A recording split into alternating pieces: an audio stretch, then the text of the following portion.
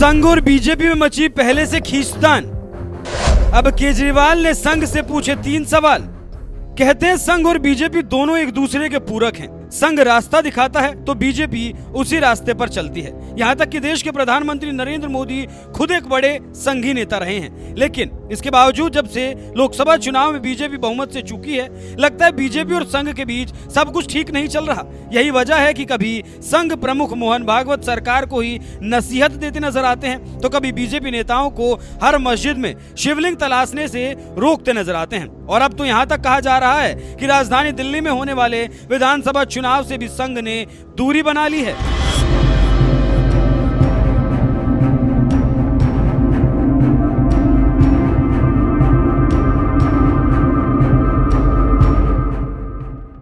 ये सवाल दरअसल इसलिए उठ रहे हैं क्योंकि राजधानी दिल्ली में सत्ता संभाल रही आम आदमी पार्टी के संयोजक और पूर्व मुख्यमंत्री अरविंद केजरीवाल ने विधानसभा चुनाव से ठीक पहले संघ प्रमुख मोहन भागवत को एक खत लिखा है, जिसके बाद ये अटकलें और तेज हो गई कि इस बार दिल्ली चुनाव से संघ दूरी बना सकता है, क्योंकि मोहन भागवत को भेजे गए खत में अरविंद केजरीवाल ने लिखा है। मीडिया में खबरें चल रही हैं कि आरएसएस दिल्ली चुनाव में बीजेपी के लिए वोट मांगेगा। क्या ये सही है? इसके पहले लोग आपसे जानना चाहते हैं कि पिछले दिनों बीजेपी ने जो गलत हरकतें की, क्या आरएसएस उसका समर्थन करता है? इसके बाद पूर्व मुख्यमंत्री अरविंद केजरीवाल ने संघ प्रमुख मोहन भागवत से 3 सवाल भी पूछे। बीजेपी के नेता खुलकर पैसे बांटकर वोट खरीद रहे हैं, क्या आरएसएस वोट खरीदने का समर्थन करता है? बड़े स्तर पर गरीब, दलित, पूर्वांचली और झुग्गी में रहने वालों के वोट कटवाने का प्रयास किया जा रहा है, जबकि ये लोग कई सालों से यहाँ रह रहे हैं। क्या आरएसएस को लगता है ऐसा करना भारतीय जनतंत्र के लिए सही है? क्या आपको नहीं लगता कि बीजेपी इस तरह भारतीय जनतंत्र को कमजोर कर रही है? जिन 3 मुद्दों को लेकर पूर्व सीएम केजरीवाल ने संघ प्रमुख मोहन भागवत से सवाल किया, उन मुद्दों पर बीजेपी और आम आदमी पार्टी के बीच जबरदस्त वार पलटवार चल रहा है। एक तरफ जहां केजरीवाल ने महिला सम्मान योजना के तहत महिलाओं को 2100 रुपए महीना देने का वादा किया, तो वहीं बदले में बीजेपी नेता प्रवेश वर्मा लाडली योजना के लिफाफे में महिलाओं को 1100 रुपए बांटने लगे, जिस पर बुरी तरह घिरी बीजेपी पर आम आदमी पार्टी ने नोट के बदले वोट खरीदने का आरोप लगा दिया, जबकि वोटर लिस्ट से लोगों का नाम काटा जाना भी एक बड़ा मुद्दा बनता जा रहा है, जिस पर बीजेपी अध्यक्ष जेपी नड्डा और आप सांसद संजय सिंह के बीच संसद में जबरदस्त बहस भी हुई थी।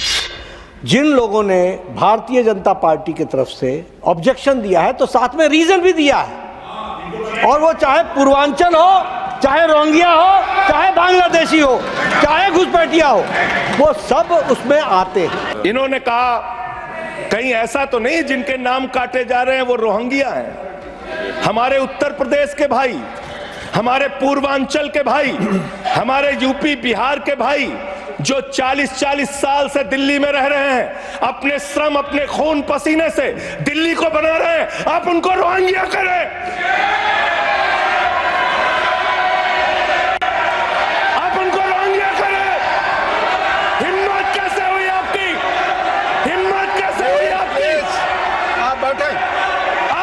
पूर्वांचल के भाइयों को रोहिंग्या कहेंगे, हिम्मत कैसे हुई आपकी? हिम्मत नहीं होनी चाहिए आपकी। आगे बोले। पूर्वांचल के लोगों को ये बांग्लादेशी कह रहे हैं। मैं नाम पढ़ रहा हूँ, राम सिंह बसंत विहार में रहते हैं, उनका वोट कटवाया गया। राम बसंत विहार में रहते हैं। आप सब बैठिए। ये पता है सर, आपके सदन पर रखूंगा। ये हिंदू लोग हैं, हिंदू लोग हैं, इनका नाम राम है, इनका नाम राम है, राम, इनका नाम राम है।